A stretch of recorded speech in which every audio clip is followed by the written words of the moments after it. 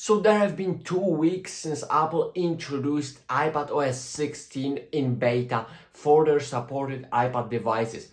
And at first I really couldn't make up my mind about this OS version because on one hand we were always expecting something new and something extra with that M1 iPads, which had tons of potential. And when they were released a year ago, we expected something more, didn't get it, and now we finally got some extra exclusive features for that M1 iPads.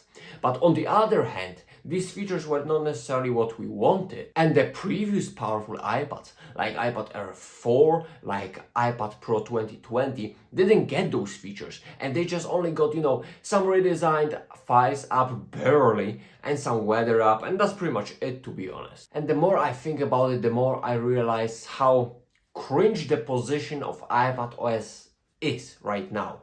Like, on one hand, yes, we got what we wanted. We got that stage manager as well as that monitor support, and I think these are good features. I think they are the step in the right direction. They're gonna make iPads better overall when it comes to the functionality, when it comes to actually taking potential of that Pro capabilities that the M1 chip offers. But on the other hand, the other iPads, they are plenty capable, and okay, I agree, they didn't have to necessarily get the stage manager because of the RAM swapping, because of that M1 chips, they didn't have them. Okay, I fully accept that.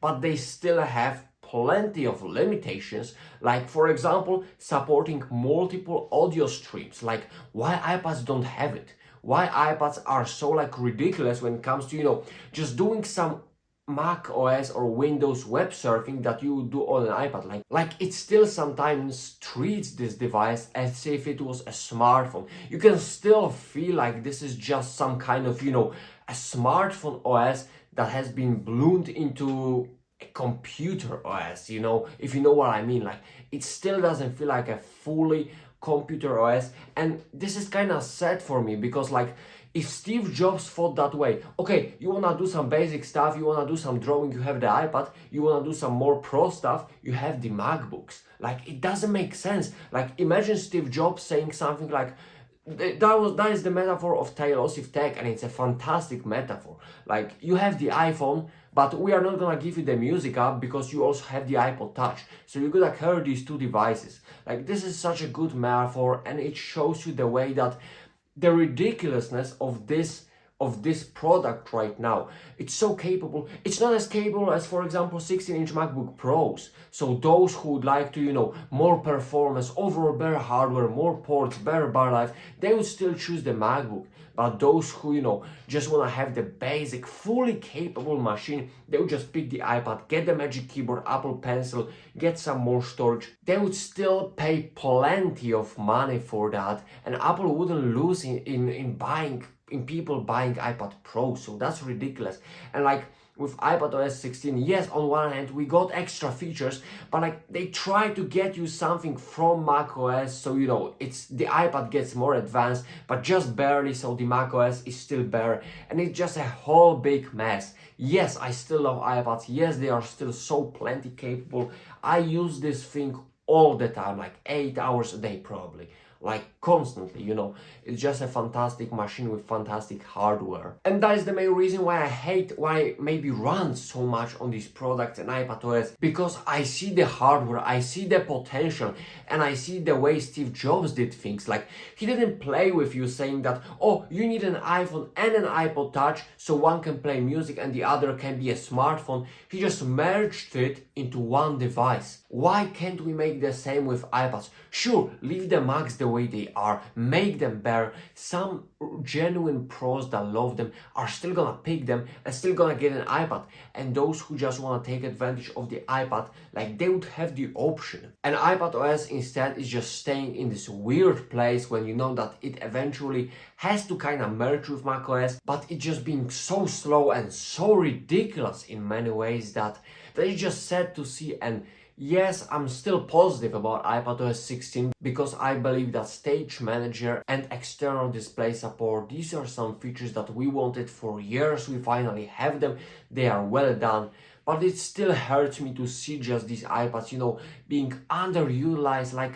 The simple thing that they cannot play few audio streams at the same time. That just shows you the multiple limitations these things have. Like, heck, they don't even have the optimized battery charging. And like, what's the point of that? No optimized battery charging. iPhones have that for years. It's so simple to add this to an iPad, and yet it still does not have it, just like plenty of other features, like even calculator. Now we have the weather app after like billion of years, but we still don't even have a calculator, which is a great metaphor for iPadOS being underutilized and, pretty much nerfed in many ways. I agree with the fact that, exclusive features for the M1 iPads because of that hardware, because of that extra capabilities, I don't mind this idea, but I also feel like the A12Z iPad Pros could have gotten some extra features, like not the stage manager exactly, but like something more, something like even those multiple audio streams that I love talking about. Because come on,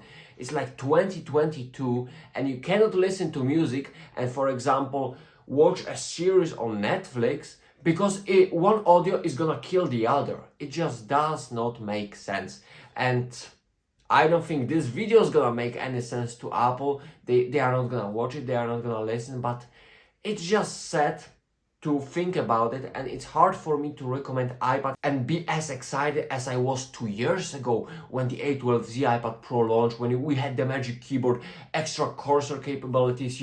It was just a great time to, follow the tech, follow the iPad Pro, but then they actually didn't do anything more compared to this iPad and these capabilities that were 2 years ago. And it's just sad to see, because you see how good the iPhone is, how much it's advancing. Like, it's getting so many great features that I didn't even know I needed. The MacBooks are becoming fantastic. Like, honestly, the 40 and 16-inch MacBook Pros, they are my favorite, or probably top 3 favorite Apple products ever. And then there is this iPad in a weird spot that's somewhere in between, and you don't necessarily know what to do with that. And it's also harder for me as a tech guy here on YouTube to always now recommend you iPad when I see MacBooks literally, pushing to the limits, iPhones pushing to the limits, and then iPad just being, we are just gonna give you some of the features, but not too many because you are an iPad, so you still gotta buy an iPad, an iPhone, and a MacBook, so we can get as much money as we can. Like, I just don't like it. I don't agree with this. And yeah, I'm gonna be opposed to that. Until next time.